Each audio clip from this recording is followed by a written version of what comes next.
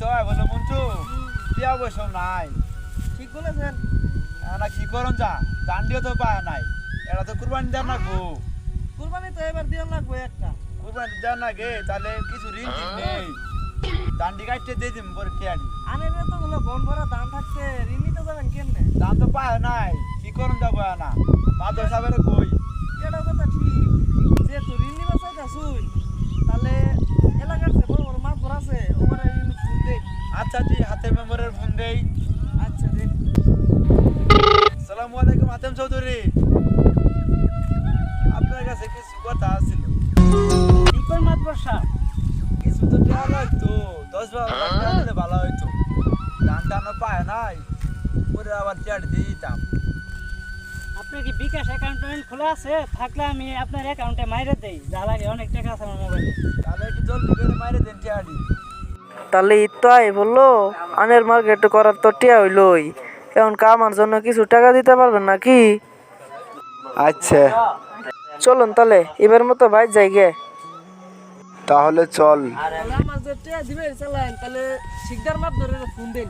আচ্ছা জি শিকদার ধরুন ফোনটা দে। হ্যালো শিকদার সাহেব। হ্যালো রোল মাদ্দর। হ্যাঁ হ্যাঁ হ্যাঁ, আমার কর্মচারীর টাকা লাগবে তো শিকদার সাহেব, টিয়াডি পাড়া দিলে ভালো। আচ্ছা মাদ্দর সাহেব, আমি টাকা পাঠাই দিতেছি।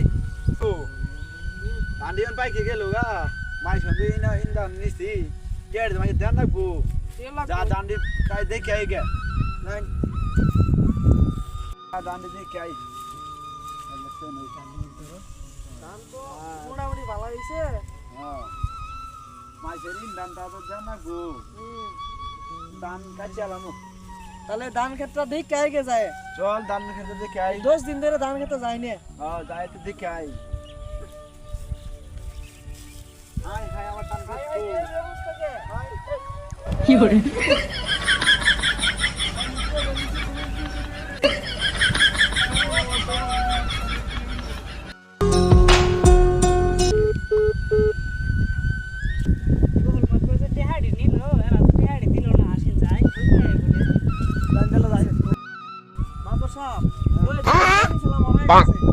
Baigan. Yore.